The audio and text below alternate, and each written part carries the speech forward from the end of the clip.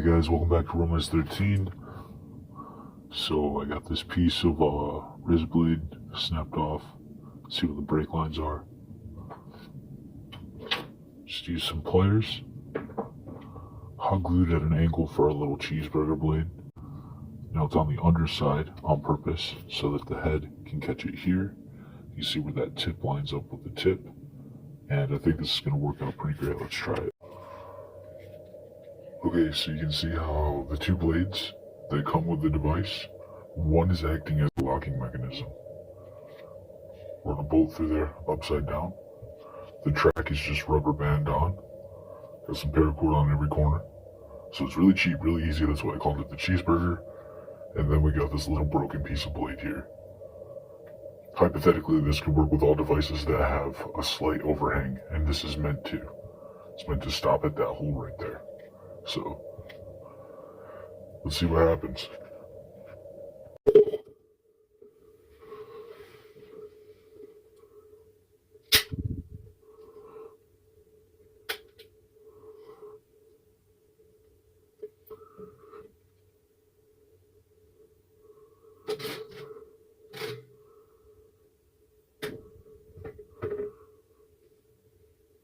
So it seems to slip the mechanism. Let's try that again. I definitely got a stab. It's leaking a little bit. Let's try this one more time. I think I'm gonna kind of cradle it in a little bit.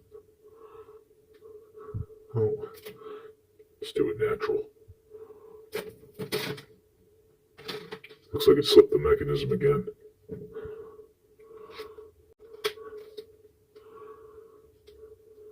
Okay. What we're trying to do is push on this a little bit.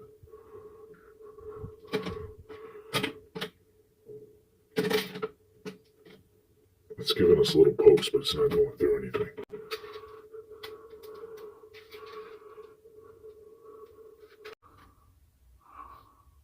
Okay, I did some work on this screw to take that lip down. Used a file and a drill. Shot forward pretty good. Didn't catch the mechanism. There we go.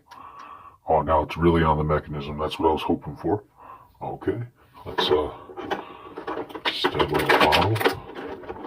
Looks like it wants to go through. And that's slipped the gear. So it's going to be a problem that I continue to have, is pushing this guy off the gear. I'm going to have to work on that.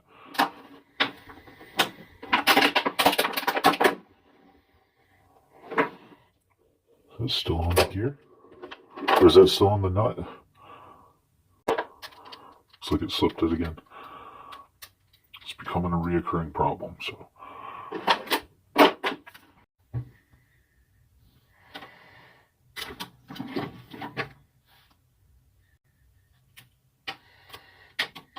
It's that flex I'm worried about. Oh, looks like it worked out pretty good there. And it's still on the nut. With some practice, I think this could be doable, but there's our cheeseburger. Okay, so the problem we were having was this was slipping the bolt head, and that had to do with the fact that the blade was getting caught and moving around. So one of the things I was doing was putting pressure up this way, but I think that finicky little whoop-de-doo, it just comes down to the right placement. So it ended up working out halfway decent for it being plastic. So the ability to break off a little box cutter blade and put it on a piece of plastic turned a toy into a defensive tool. One thing that I learned is you can take this finicky blade and you can start a slice and then go through. But as a counter ambush tool, I think this is definitely doable. I think the metal ones are way better, obviously, but I am happy with being able to bring something that you can 3D print and have functional ready to go with very minimal tools. Like this is a spring from a stapler.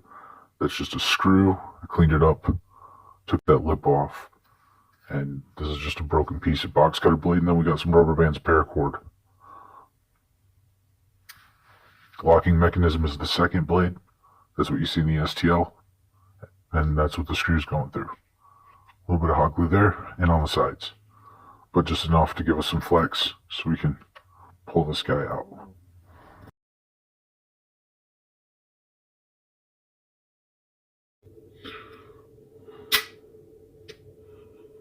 Okay, that's pretty good.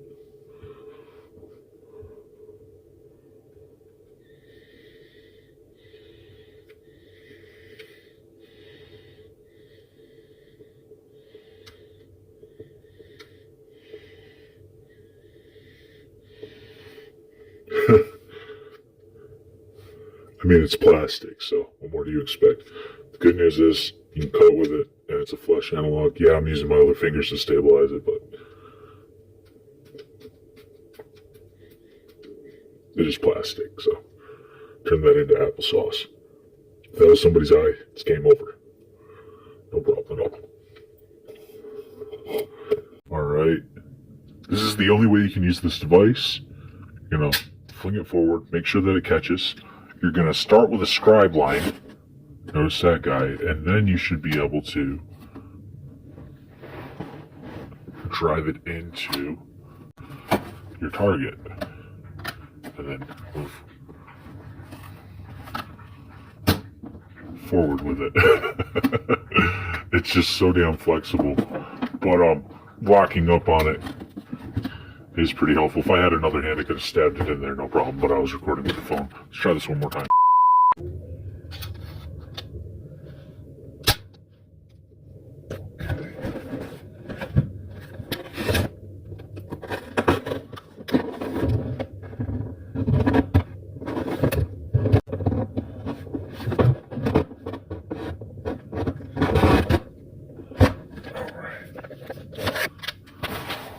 So it's slipping the mechanism because the bands are kind of loose, but you can start the initial cut, no problem, and then follow up if you have a large backing, and that's seeming to work out pretty good. That's how I would use this device, kind of like a box cutter, and then follow up with the wound. You can get these quick little pokes too that aren't going to feel good, but my bands are coming kind of loose on this guy.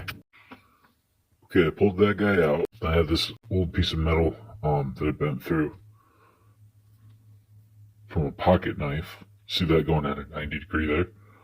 Pull that up, comes forward, locks in place like a little tongue, and it even comes over the plastic just a hair. You can just barely see it. So this is going to work out fairly good. I'd like to see it in action though.